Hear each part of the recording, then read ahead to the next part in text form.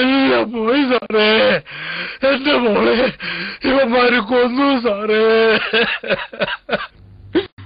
ഇതാരാ? മരിച്ച കുട്ടിയുടെ അച്ഛനാ. ബോഡി എവിടെയാ? അടുക്കളയിലാ.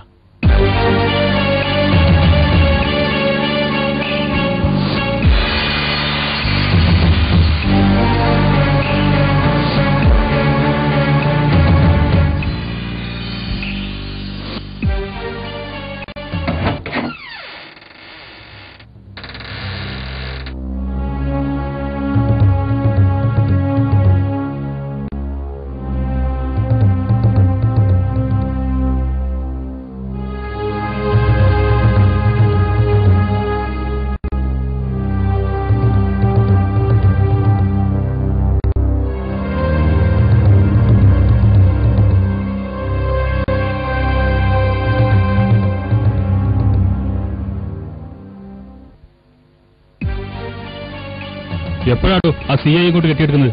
10:30 എത്തുന്നു സാർ പറഞ്ഞു. മണി 11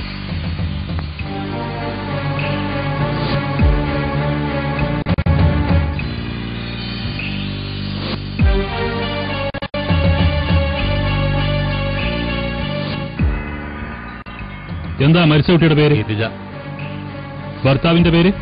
വാസുദേവൻ. അയാളെവിടെ? ആത്തുണ്ട് സാർ, വിളിക്കണം.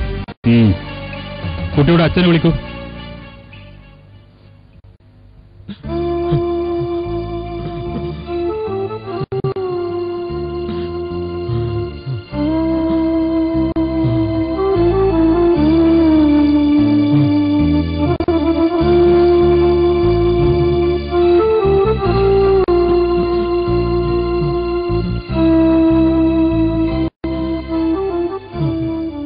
ഗിരിജയുടെ മരണത്തെക്കുറിച്ച് എന്തെങ്കിലും പറയാനുണ്ടോ?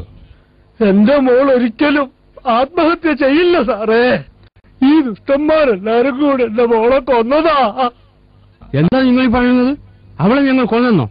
ദൈവദോഷം പറയരുത് ഗോപാല. നിങ്ങൾ ഉണ്ടായിരിക്കണം. പറയൂ.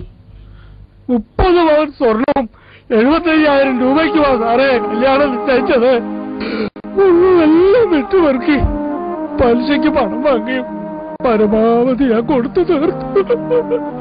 10,000 രൂപ കൂടി കൊടുക്കാൻ ബാക്കിയുണ്ടായിരുന്നു. അത് കിട്ടാത്തതിന്റെ പേരിൽ തന്റെയും തള്ളയും മക്കളും കൂടി എന്റെ മോളെ വല്ലാതെ ഉപദ്രവിച്ചിട്ടുണ്ട് സാറേ. ഇടയ്ക്കിടയ്ക്ക് പണത്തിനു വേണ്ടി അവളെ വീട്ടിലേക്ക് പറഞ്ഞുവിടും. ഓരോന്ന് പറഞ്ഞ് സമാധാനിപ്പിച്ച് തിരിച്ചയക്കാനല്ലാതെ ഞാൻ കാശിന് എവിടെ പോവും? വീടിന്റെ ആധാരം പലിശക്കാരന്റെ കയ്യിലോ സാറേ.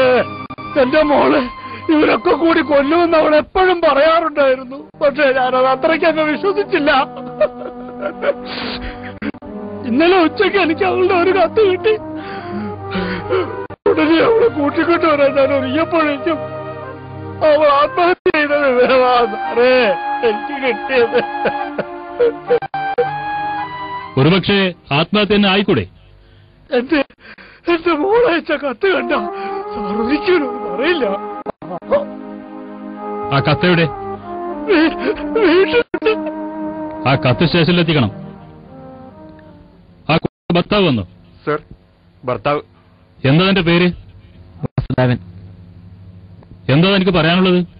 ഞാനൊരു തെറ്റും ചെയ്തില്ല സർ. അവൾ ആത്മഹത്യ ചെയ്തതാണ്. തനിക്കെന്താ ജോലി? ഞാൻ സോപ്പ് കമ്പനിയിലാണ് സർ. എന്തിനാണ് ആത്മഹത്യ ചെയ്തത്? അവൾ മാനസിക രോഗിയായിരുന്നു സർ. നിന്നോട് ദൈവം പൊറുക്കില്ലടാ. മാനസിക രോഗിയായിരുന്നെങ്കിൽ നിങ്ങൾ ചികിത്സ നടത്തിയിട്ടുണ്ടോ? എന്നോട് കൂടുതലൊന്നും ചോദിക്കരുത്. ഞാൻ ആകെ തകർന്നിരിക്കുകയാണ് സർ. തൽക്കാലം നിങ്ങൾക്ക് പോകാം. ചോദ്യങ്ങൾ ഇവിടെ അവസാനിച്ചിട്ടില്ല.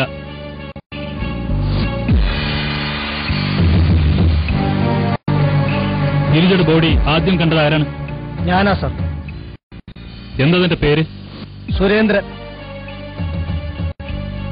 പോലീസ് സാക്ഷി. മരണത്തെ കുറിച്ച് നിങ്ങൾക്ക് എന്താ പറയാനുള്ളത്? ആ കുട്ടി ഒരിക്കലും ആത്മഹത്യ ചെയ്യില്ല സർ. ഇതൊരു കൊലപാതകമാണ്. അതെങ്ങനെ ഇത്ര കൃത്യമായി നിങ്ങൾ പറയുക? ഞാൻ തൊട്ടപ്പുറത്ത് വർഷങ്ങളായി താമസിക്കുന്ന ആളാണ് സാർ. ഈ വീട്ടുകാരെ കുറിച്ച് എനിക്ക് നന്നായി അറിയാം. പിന്നെ വേറെ ചില സംഗതികളുണ്ട് സാർ. അത് പരസ്യമായി പറയാൻ പറ്റില്ല. ശരി, നിങ്ങൾ നാളെ സ്റ്റേഷനിലേക്ക് വരൂ.